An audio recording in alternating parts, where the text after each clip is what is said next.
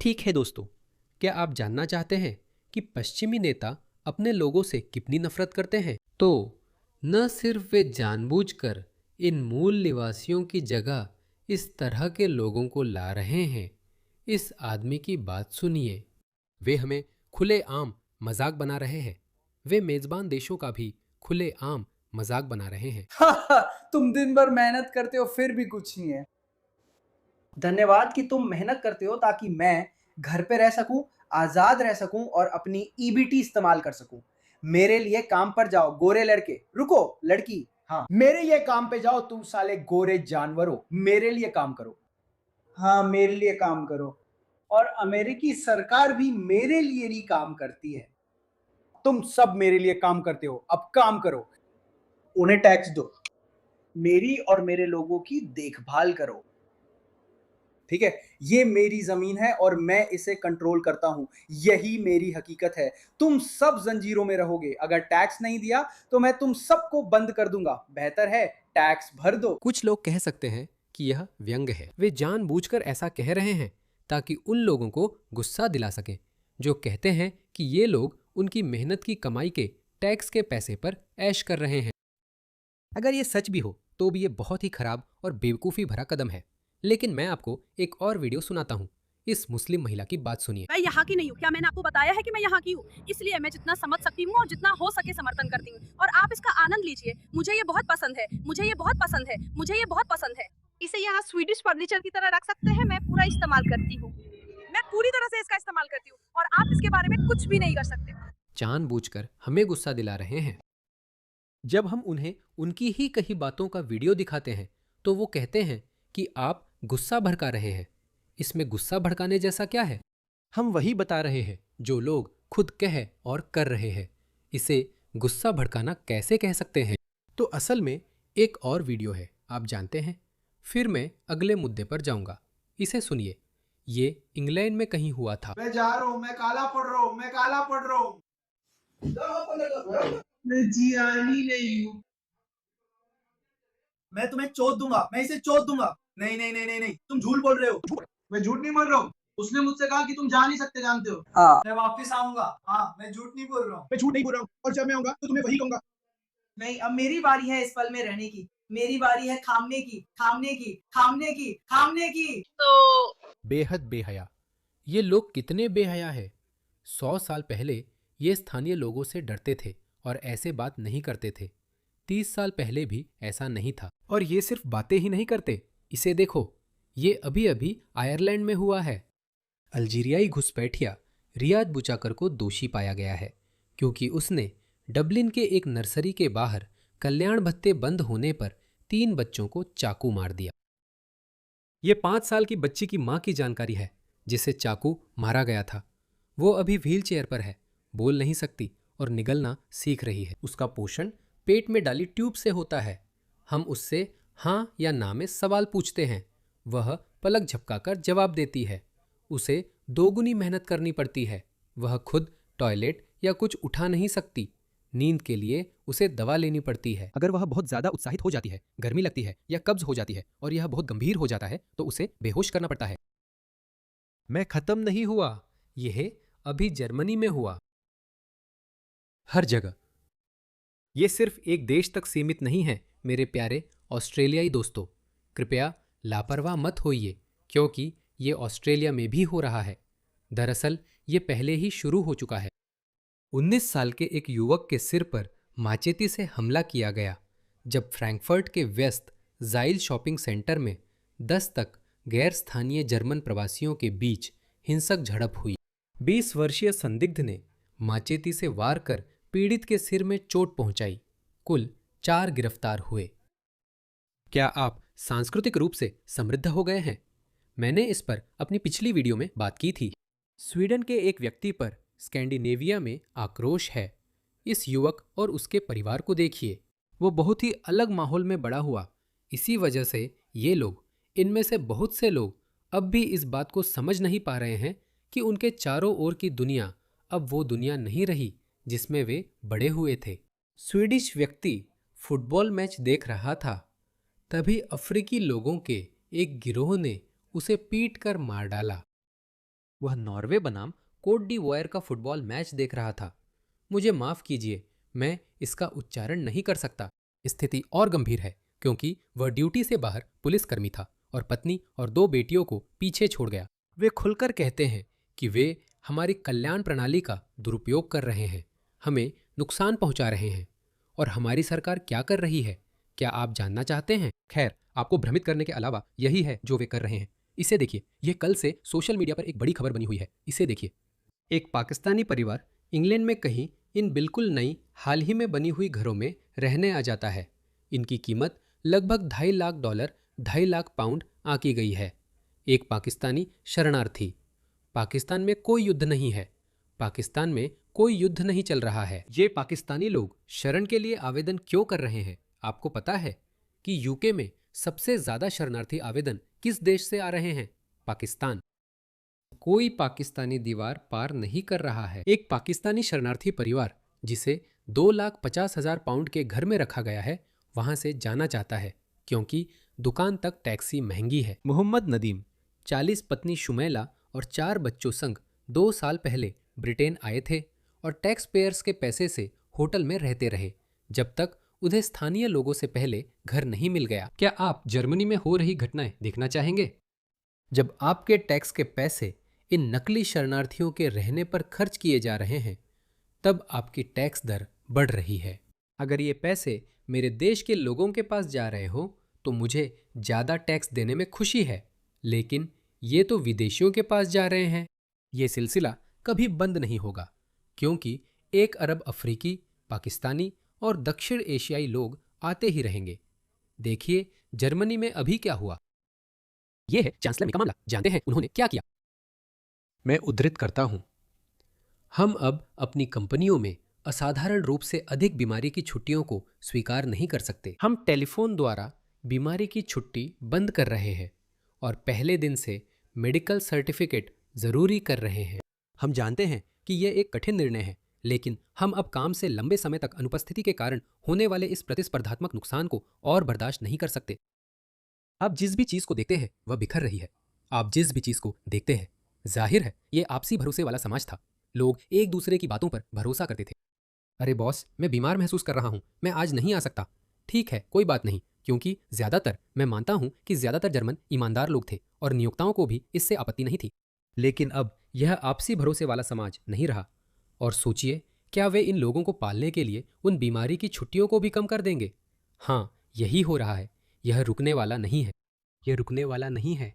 वे तुम्हें तब तक निचोड़ते रहेंगे जब तक सचमुच कुछ भी न बच जाए निचोड़ने के लिए। माफ कीजिए, एक और वीडियो। अगर आप कुछ कहते हैं तो पुलिस आपके घर आने वाली है। देखिए क्या हुआ। ब्रिटिश पुलिस देर रात एक महिला के घर पहुंची जिनका बेटा ऑटिस्टिक है, उनसे ये कहने के लिए कि वह सोशल मीडिया पर उन्होंने जो वीडियो डाला था उसे डिलीट कर दें क्योंकि उससे किसी को चिंता हो गई थी। इसका अंत सिर्फ एक ही तरीके से होगा। मैं आपको ये बता रहा हूं, चाहे इन्हें पसंद हो या नहीं, ये हमें चुप करा देंगे, गिरफ्तार करेंगे, हमारे घरों पर पुलिस भेजकर डराएंगे। ये अच्छा अंत नहीं होगा। लोग सिटीजन विजिलेंटे फिल्म से नाराज हैं, जो स्वतंत्र फिल्म निर्माण के इतिहास की सबसे बड़ी हिट बन गई है क्योंकि लोग विजिलेंटे एक्शन का समर्थन कर रहे हैं। वे ऐसा क्यों कर रहे हैं? क्या मैं पूछ सकती हूँ कि आप कहाँ रहते हैं? हाँ, मैं हूँ।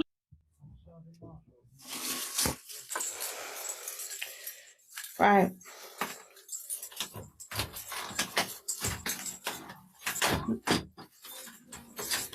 कृपया ये कहिए, मैं आपकी वीडियो इसलिए बना रही हूँ क्योंकि मुझे इस परेशान करने वाले व्यवहार से तंग आ चुकी हूँ। जब भी मैं आपके ऑफिस का दरवाजा खोलती हूँ, वे मेरी वीडियो बनाते हैं। अब आपको पता चल गया कि कैसा लगता है। सुबह 3:30 बजे हैं। क्या पूछ सकती हूँ कि आज रात फिर से आप मुझे और मेरे बेटे को हमारे घर में चोट क्यों पहुँचाना चाहते हैं? हाँ, क्योंकि ये मैं इससे परिचित हूँ। वो वीडियो जो सोशल मीडिया पर पोस्ट किए गए हैं, उनमें से कुछ आज सुबह बनाए गए थे। आज सुबह? सुबह क्या बनाया गया?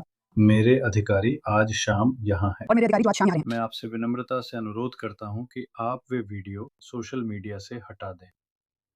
नहीं, मुझे नहीं लगता कि मैंने कोई कानून तोड़ा है, तो मुझे नहीं लगता कि मैं ऐसा करूँ। अगर मैं आपको सलाह देता हूँ कि हो सकता है आप मैलिशियस कम्युनिकेशंस एक्ट के तहत अपराध कर रहे हो, ठीक है?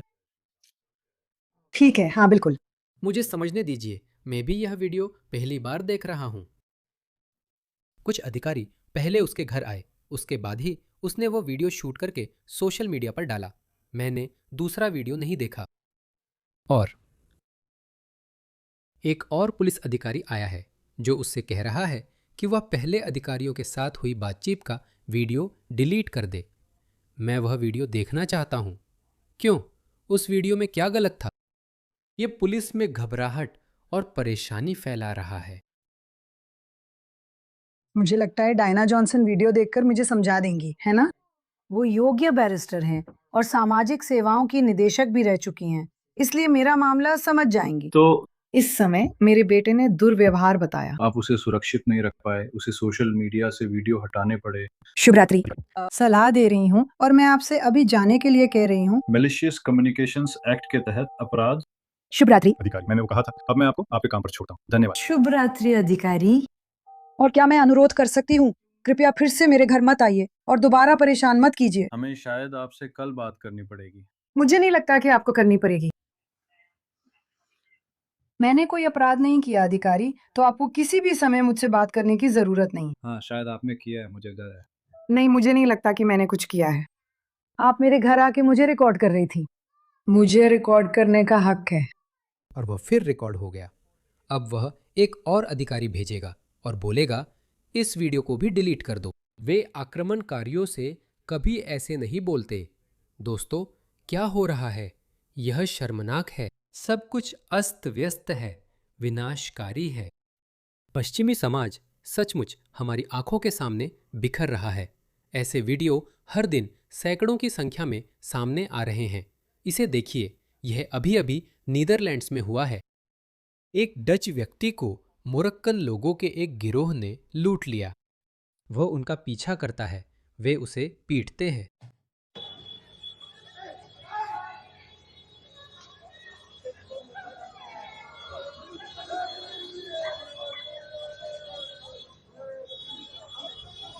इसे देखो।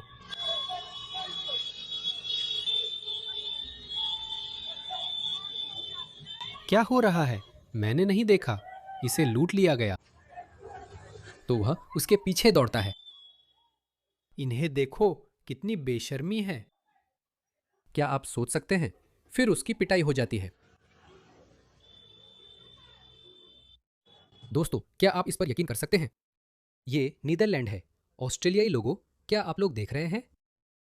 क्योंकि जिन्होंने यूरोप के साथ ये किया, वही लोग ऑस्ट्रेलिया में सत्ता में हैं। वही लोग हैं, वही विचारधारा है। ये वही लोग हैं। एंथनी एल्बनीज़ी बस 2 साल पीछे हैं, क्योंकि ऑस्ट्रेलिया बाकी पश्चिमी देशों से सांस्कृतिक रूप से 2-3 साल पीछे रहता है, दूरी और अलगाव के कारण। कोविड आने तक हम बहुत अच्छा कर रहे थे। और यही तो वे लोग यहाँ कर रहे हैं दोस्तों। यही तो वे लोग यहाँ कर रहे हैं और वे कर भी रहे हैं, और उनकी रणनीति भी वही है। वे स्थानीय लोगों को भ्रमित कर रहे हैं। वे उन्हें नस्लवादी और संकीर्ण सोच वाला कह रहे हैं। पॉलिन हैंसन कहती है, मुझे फर्क नहीं पड़ता, मैं नस्लवादी नहीं हूँ। हमारा देश बहुजातीय है, पर बहुसांस्कृतिक नहीं। क्योंकि, और हम ये साफ तौर पर कह सकते हैं, क्योंकि हमने बहुसांस्कृतिकता का परिणाम देखा है। हमने देखा है, हमने उसके फल देखे हैं। इसलिए आपके पास पूरा अधिकार है कि आप बहुसांस्कृतिकता के विरोधी हो। यह अब कोई सद्गुण वाली बात नहीं रही। आप खुलकर कह सकते हैं, मुझे बहुसांस्कृतिकता से नफरत है।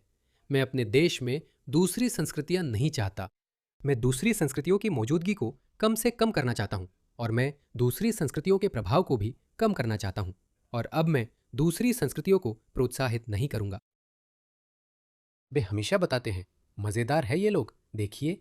माफ कीजिए, मुझे हमेशा करना पड़ता है। मैं हमेशा इस जोकर का वीडियो चलाता हूं। ये गृह मंत्री है। उनके निर्वाचन क्षेत्र का अधिकांश हिस्सा मुसलमानों से बना है। यही वजह है कि वे ऐसे बेहुदा बयान देते हैं। आवर्जन की अवधारणा ये है कि लोग जब वे ऑस्ट्रेलिया आते हैं तो वे ऑस्ट्रेलिया का हिस्सा बनना चाहते हैं, यही लोग चाहते हैं। और मैंने कभी एसिमिलेशन शब्द को स्वीकार नहीं किया। मैं नहीं चाहता लोग अपनी पहचान खो दें। इंटीग्रेशन शब्द ही। ये सभी वीडियो जो मैंने आपको दिखाए, यही इन लोगों की असली पहचान है। मुझे इनमें से कुछ भी नहीं खोना है, इसे बनाए रखे। सड़क पर थूकना, सड़क पर पेशाब करना, हमारी वेलफेयर सिस्टम का पूरा फायदा उठाना, लोगों को पीटना, हत्या करना, ये हो रहा है दोस्तों। आंकड़े झूठ नहीं बोलते। और जैसा कि मैंने कहा, वह वही मानसिकता का प्रतिनिधित्व करता है, वह वही विचारधारा का प्रतिनिधित्व करता है उन लोगों की जिन्होंने यूरोप को तबाह कर दिया था। एक ऐसी विचारधारा जिसका बहुत लंबे समय से बहुसांस्कृतिक संवाद के हिस्से के रूप में इस्तेमाल किया जा रहा है। और यही बात है, जैसे हम चाहते हैं कि लोग वैसे ही हों जैसे वे हैं। मैंने कभी उस मेल्टिंग पॉट की सोच नहीं अपनाई जिसमें पहचान खुल जाती है। मुझे फर्क नहीं पड़ता आप माने या नहीं। प्रिय ऑस्ट्रेलियाई, हम ऐसे लोगों को ला रहे हैं जो पश्चिमी चीजों से नफरत करते हैं। वे पश्चिमी विचारधारा से नफरत करते हैं, वे पश्चिमी सभ्यता से नफरत करते हैं, वे हर चीज से नफरत करते हैं। इसे देखो, संस्कृतियां मायने नहीं रखती। अगर आप एंगस टेलर की टिप्पणियां देखें तो उन्होंने ऐसी बातें कही हैं जैसे कि अगर कोई व्यक्ति उदार लोकतंत्र से नहीं आता है तो वो कम योग्य है। वे कम योग्य है। जानते हो क्यों? मैं आपको कुछ आंकड़े दिखाऊंगा। आप सोचिए, युद्ध के बाद यूरोप या पूर्व सोवियत संघ के कब्जे से आए लोगों के बारे में। जो लोग उस सफर से गुजरे हैं, इसी कारण पूर्वी यूरोपीय लोग साम्यवाद से नफरत करते हैं और उदार लोकतंत्रों के बड़े समर्थक हैं। वे उदार लोकतंत्रों के सबसे बड़े समर्थक हैं क्योंकि उन्होंने इसे समझा है। इस्लामवादी ऐसा नहीं कहते। इस्लामवादी कहते हैं कि हम शरिया चाहते हैं। इस्लामवादी यह नहीं कहते कि अरे हम इस्लामवाद नहीं चाहते। वे क्या कहते हैं? यहाँ तक कि जो मध्यमार्गी है वे भी कहते हैं नहीं, इस्लाम महान है। हम यूके में शरिया चाहते हैं, हम ऑस्ट्रेलिया में शरिया चाहते हैं, हम अमेरिका में शरिया चाहते हैं। तो वे एक जैसे नहीं हैं। वियतनाम से आते हैं, हाल ही में आए प्रवासी जो चीन से आए हैं, वहाँ बहुत सारे गर्वित ऑस्ट्रेलियाई हैं। क्या ये अद्भुत नहीं है? वे हमेशा अच्छे प्रवासियों की बात करते हैं जो घुल मिल गए, जिन्होंने कभी कोई समस्या नहीं पैदा की। मैं वियतनामी लोगों के खिलाफ कोई आंदोलन नहीं देखता। वे 70 के दशक से ऑस्ट्रेलिया में हैं। चीनी लोग यहाँ 20-30 साल से आ रहे हैं। हाँ, हमारे पास अमीर चीनी निवेशकों के बारे में कुछ शिकायतें आई हैं कि वे हाउसिंग मार्केट को जाम कर रहे हैं क्योंकि बहुत सारे अमीर चीनी छात्रों ने अपार्टमेंट खरीदे हैं। इससे आवास की कृत्रिम कमी हो गई है। इसके अलावा सांस्कृतिक असहमति नहीं है। मेलबर्न के कुछ इलाकों में सिर्फ चीनी लोग दिखते हैं। मैं 2003 में ऑस्ट्रेलिया आया, तब से देख रहा हूं, पर चीनी प्रवास के खिलाफ कोई प्रतिक्रिया नहीं मिली। लेकिन वे हमेशा उन्हीं लोगों की बात करते हैं जिनसे किसी को समस्या नहीं होती। हमें इस्लामवादियों से समस्या है जो उनके समर्थक आधार का बहुमत या एक बड़ा हिस्सा बनाते हैं। लोगों को उनसे समस्या है। देखिए, वे उनका जिक्र नहीं करते। वे बहुत चालाक है, आसानी से कह सकते थे मुसलमान यहाँ आए हैं। वे शानदार लोग हैं। उसने ऐसा नहीं कहा। दोस्तों, बिक्री की बात और असली उत्पाद अलग अलग है। बिक्री में कहते हैं कि हमें डॉक्टर या इंजीनियर चाहिए। कभी कभी वे दूसरी संस्कृतियां दिखाने के लिए कहते हैं, देखो खूबसूरत वियतनामी या चीनी लोग। लेकिन वे हमें कभी इस्लामिस्टों को हिजाब, नकाब, बुर्का और सामूहिक हत्याओं के साथ नहीं दिखाते। 9/11 के बाद से 42,000 आतंकवादी हमले किए गए हैं। सोचिए, क्या उनमें से 99% इस्लामिस्ट प्रेरित थे? दूसरे नंबर पर तमिल आतंकवाद था, जिसे 2015 या 2016 में, मुझे लगता है, कुचल दिया गया था। कुछ ऐसा ही। बिक्री की बात अलग होती है। और किसी तरह उन्हें ये बताना कि वे कम योग्य हैं, ये कहना काफी भयानक दावा है। नहीं, हम उसके बारे में बात नहीं कर रहे हैं। हम इस्लामिस्टों के बारे में बात कर रहे हैं। वे कमतर हैं। वे कमतर हैं। मुझे लगता है कि एंगस टेलर केवल पॉलिन हैंसन को देखकर खुश नजर आते हैं, जो उनके दिमाग में हमेशा बसी रहती हैं। वह शानदार है। पॉलिन हैंसन शानदार है। वह 33% ऑस्ट्रेलियाई लोगों के दिमाग में स्थायी रूप से बसी हुई है। जो अब तक किसी एक व्यक्ति के लिए सबसे बड़ी उपस्थिति है, ऑस्ट्रेलियाई लोगों के दिमाग में सबसे बड़ी जगह घेरने वाली। तो दोस्तों, अब हमें अपनी बात घुमा फिराकर कहने की जरूरत नहीं है। सच में इसे भूल जाओ। अगर आप अपने देश को बचाना चाहते हैं तो कृपया अपने देश को सबसे पहले रखें।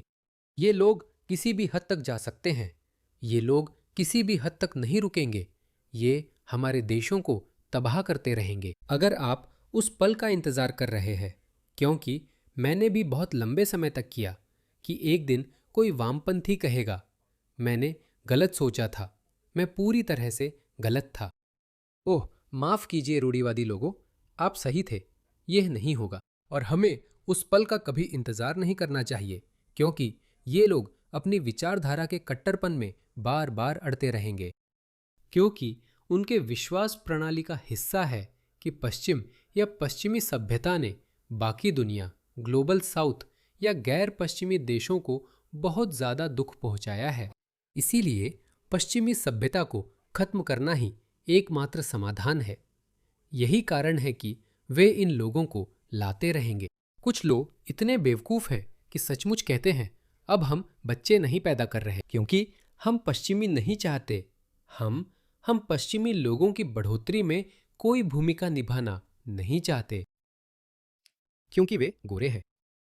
मैं कहता हूं दोस्तों, गोरे लोग कृपया जितने हो सके बच्चे पैदा करो। मुझे पता है कि मौजूदा आर्थिक माहौल में यह मुश्किल है, लेकिन गोरे लोगों को बच्चे पैदा करने की ज़रूरत है।